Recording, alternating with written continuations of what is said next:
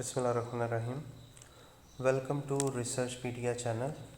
दोस्तों, आज की इस वीडियो में हम सैम्पलिंग फ्रेमवर्क के हवाले से डिस्कस करेंगे कि ये क्या होता है और बेसिकली सैम्पलिंग फ्रेमवर्क में हम किन चीज़ों को शामिल करते हैं और ये क्यों इतना इम्पोर्टेंट है जब हम कोई स्टैटिस्टिकल या रिसर्च स्टडी कंडक्ट करना चाह रहे हों।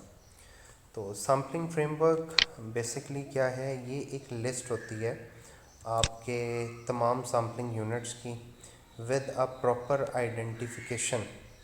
ठीक है, आप अगर एक लिस्ट क्रिएट कर लेते हो अपने सैम्पलिंग यूनिट्स की, यानी जिन यूनिट से आपने डाटा कलेक्ट करना है, अगर आप उनकी प्रॉपर आइडेंटिफिकेशन के साथ एक लिस्ट क्रिएट कर लो, ठीक है, जैसे आपकी क्लास में जो स्टूडेंट्स होते हैं उनकी आइडेंटिफिकेशन के लिए नाम भी हैं, उनके रोल नंबर भी हैं, लेकिन रोल नंबर एक तरतीब को शो कर देते हैं।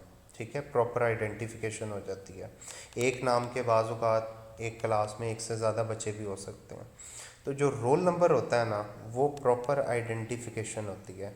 तो जब आप प्रॉपर आइडेंटिफिकेशन के साथ अपने सैम्पलिंग यूनिट्स की एक लिस्ट क्रिएट कर दो कि जिनसे आपने डाटा कलेक्ट करना है, तो उसको सैम्पलिंग फ्रेमवर्क कहते हैं।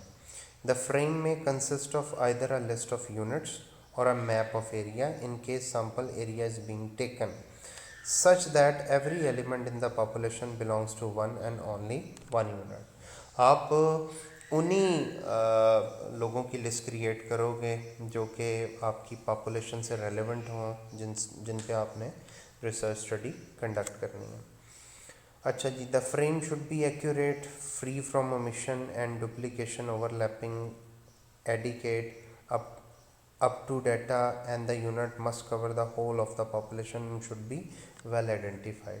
इसमें किसी किस्म की कोई गलती नहीं होनी चाहिए। जब आप एक लिस्ट क्रिएट कर रहे हो, किसी किस्म की उस लिस्ट में डुप्लीकेशन ना हो, कोई एलिमेंट दोबारा रिपीट ना हो, ओवरलैपिंग नहीं होनी चाहिए। ठीक है, एडिकेट होना चाहिए और हर एलिमेंट जो है उसकी आइडेंटिफिकेशन प्रोवाइड होनी चाहिए।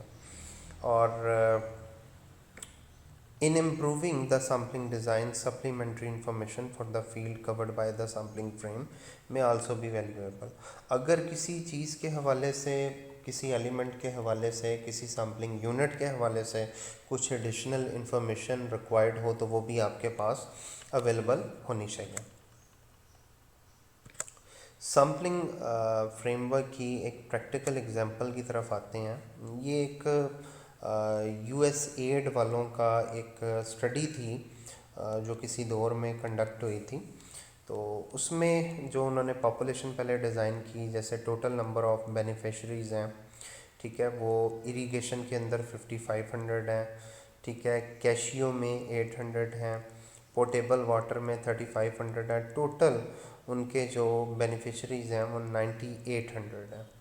ठीक है, जब हम इनको परसेंटेज में देखते हैं तो इरिगेशन वाले 56% हैं, कैशियो वाले 9% हैं और पोर्टेबल वाटर वाले 35% हैं। अब इसमें से इन्होंने क्या किया है, इन्होंने बेसिकली एक क्राइटेरिया सेट कर लिया कि हमने 300 प्लस 40% जो हैं वो सिलेक्ट करने हैं इनमें से, 300 प्लस 40% इनमें से और 300 प्लस 40%, मतलब यूँ समझ लें कि ओवरऑल जो 9800 है उसमें से 300 प्लस 40% जो हैं वो इन्होंने सेलेक्ट करने हैं। तो बेसिकली उन्होंने फिर इस तरह से उसकी सिलेक्शन की है। तो ये जो बेसिकली हैं, इनमें अगर आप चेक करें तो इंडिविजुअल जो हैं वो कितने हैं जी, 153 जिन लोगों का इंटरव्यू किया गया। ग्रुप उसमें कितने हैं, 82। ठीक है, शेलर्स कितने हैं, 17। पीलर्स कितने हैं, 21। ट्यूबवेल कितने हैं जी, 15। रोप पंप कितने हैं, 132। इसमें रूरल कितने हैं, 40 और अर्बन कितने, 92। अब ये एक लिस्ट शो कर रहा है, ठीक है, कि कौन कौन से individual in terms of number कितने हैं, इन टर्म्स ऑफ परसेंटेज कितने हैं। तो ये बेसिकली जो है इसको हम सैम्पलिंग फ्रेमवर्क कह सकते हैं।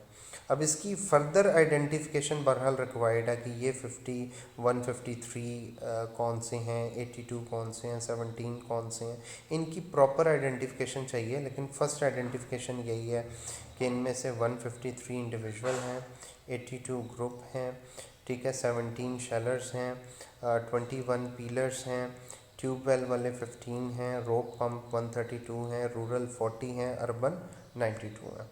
तो ये एक सैम्पलिंग फ्रेमवर्क आपके सामने था। इसके अलावा कुछ अदर एग्जांपल भी हैं। आप घर के हवाले से, हाउस होल्ड के हवाले से डाटा कलेक्ट कर रहे हो तो आप उनकी लिस्ट बना सकते हो with the help of census report.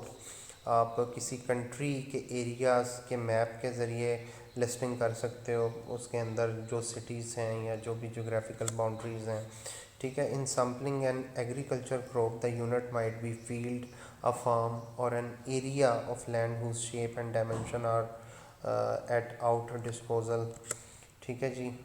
अब इसकी कुछ क्वालिटीज़ हैं सैम्पलिंग फ्रेमवर्क की। पहली क्वालिटी ये है, an ideal sampling framework will have the following qualities. All sampling units have a logical and have numerical identifier.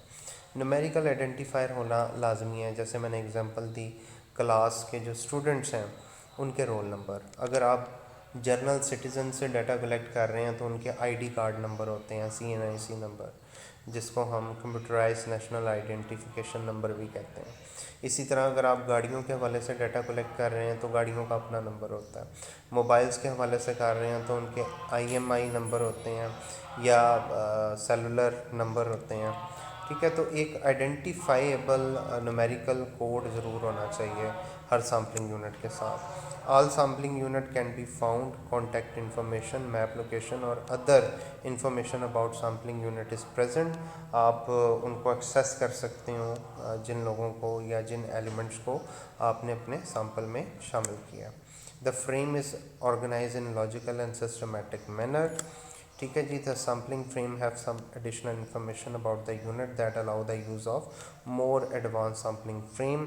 अगर आपको कुछ एडिशनल इंफॉर्मेशन चाहिए हो अपने सैम्पलिंग फ्रेम को मज़ीद एडवांस फॉर्म में क्रिएट करने की, तो वो एडिशनल इंफॉर्मेशन भी इन यूनिट्स के हवाले से होनी चाहिए। Every element of the population of interest is present in the frame. Every element of the population is present only once in the frame. Duplication नहीं होनी चाहिए. No element from the outside of the population of interest are present in the frame. And the last is the data should be up to date. बहुत old data नहीं होना चाहिए। तो ये था बेसिकली सैम्पलिंग फ्रेम के हवाले से डिस्कशन कि सैम्पलिंग फ्रेमवर्क होता क्या है। बेसिकली अगर इसको हम समराइज़ करें तो सैम्पलिंग फ्रेमवर्क से मुराद उन एलिमेंट्स की या सैम्पलिंग यूनिट की लिस्ट है जिन्हें हम अपनी स्टडी में यूज़ करना चाह रहे हैं for the purpose of data collection, for the purpose of analysis. और इन एलिमेंट्स के हवाले से हमारे पास डिटेल्ड इंफॉर्मेशन मौजूद होनी चाहिए। उम्मीद करता हूँ आपको इस कॉन्सेप्ट की समझ आ गई होगी। मज़ीद वीडियोस के लिए चैनल को लाइक और सब्सक्राइब ज़रूर कीजिएगा। बहुत शुक्रिया।